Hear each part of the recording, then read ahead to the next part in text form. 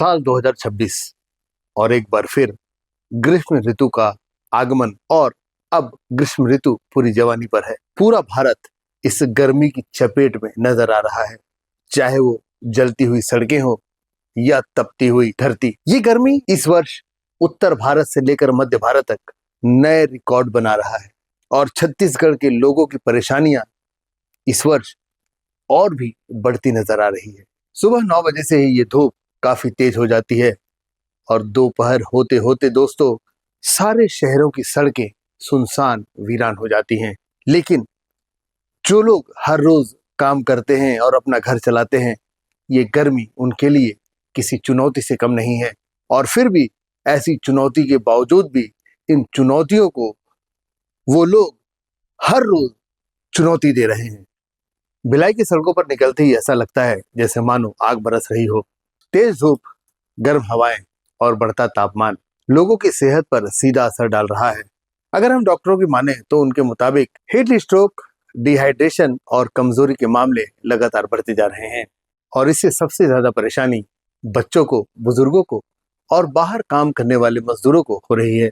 बात अगर दुर्ग जिले की करें तो कई बाजारों में दोपहर के समय बाजार बिल्कुल सुनसान नजर आ रहे हैं।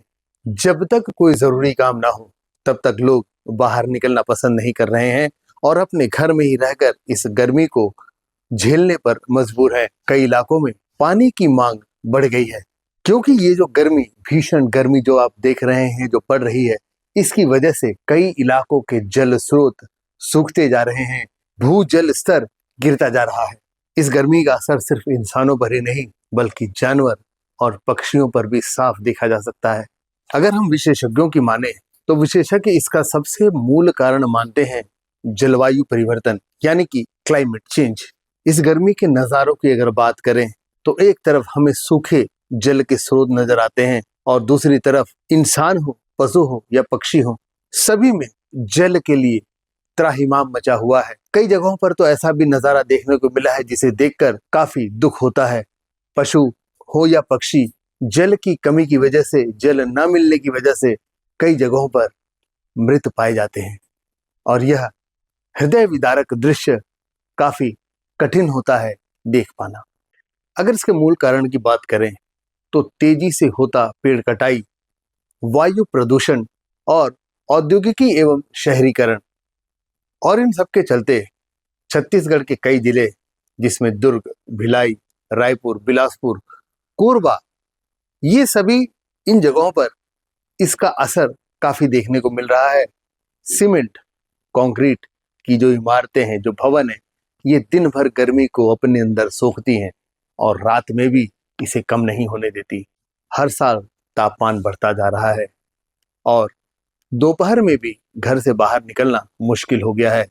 बात अगर बच्चों की करें तो उनका स्कूल जाना भी काफी मुश्किल नजर आ रहा है और कोई भी माता पिता ये नहीं चाहते कि इस भीषण गर्मी में अपने बच्चों को स्कूल भेजकर उन्हें इस गर्मी से होने वाली दिक्कतों में ढकेल दें, या यूं कहें कि इस गर्मी से होने वाली जो बीमारियां हैं, जो तकलीफें हैं, वो अपने बच्चों पर पेरेंट्स नहीं आने देना चाहते।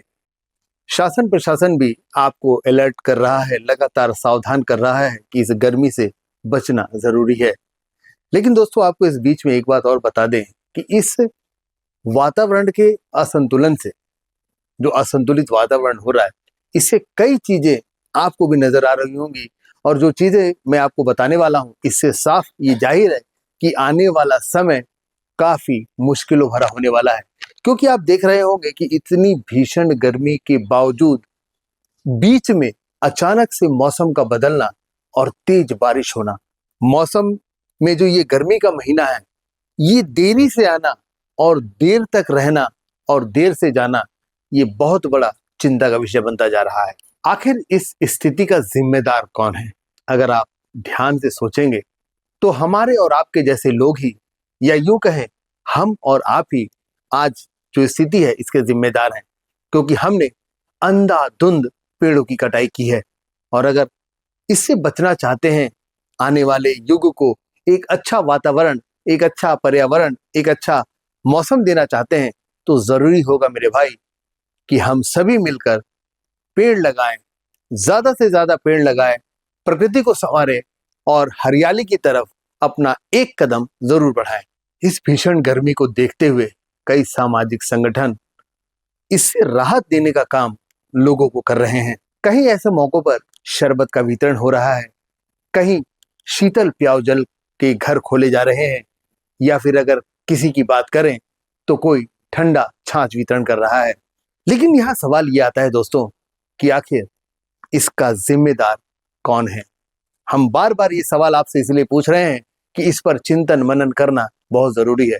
फिलहाल छत्तीसगढ़ हो या पूरे भारत की बात करें तो हर व्यक्ति आसमान की तरफ आंख उठाकर उसे निहारते हुए सिर्फ ये कह रहा है कि बादल तुम कब आओगे, कब बरसोगे, कब हमारी इस गरम गरम धरती पर अपनी ठंडी ठंडी बूंदों की बौछार करोगे, ताकि हमारी धरती जो इस गर्मी से तप रही है वो जल्द से जल्द शीतल हो पाए और इस भीषण गर्मी से हर वर्ग को, हर समुदाय को राहत मिल सके। लेकिन दोस्तों सवाल यहाँ फिर ये खड़ा है कि आखिर आज जो स्थिति है इसका जिम्मेदार कौन है। इसके लिए हमें प्रयास करना पड़ेगा, पेड़ लगाने पड़ेंगे, जंगल बनाने पड़ेंगे और जल के स्रोतों को संधारण करना पड़ेगा, उनका संरक्षण करना पड़ेगा। तो हमें दीजिए इजाजत, लेकिन फिर से आपको ये सवाल छोड़े जाते हैं। मंथन कीजिए, चिंतन कीजिए कि दोस्तों ये स्थिति आज जिस रूप में है ये कहीं विकराल रूप ना ले ले और आने वाली जो पीढ़ी है वो हमें दोष न दे कि हमने इस धरती को, इस प्रकृति को बर्बाद कर दिया। बढ़ते हुए इस भीषण गर्मी पर यह हमारी विशेष पेशकश कैसी लगी हमें कमेंट करके जरूर बताइएगा। वीडियो अच्छी लगे तो लाइक कीजिएगा, हमारे चैनल को सब्सक्राइब कीजिए और ये वीडियो हर एक बंदे तक, हर एक शख्स तक, हर एक व्यक्ति तक पहुंच सके, इसलिए इसे शेयर जरूर करिएगा। मुझे दीजिए इजाजत। मैं हूं संतोष शर्मा और आपके लिए ऐसी विशेष पेशकश लेकर आता रहूंगा। नमस्कार।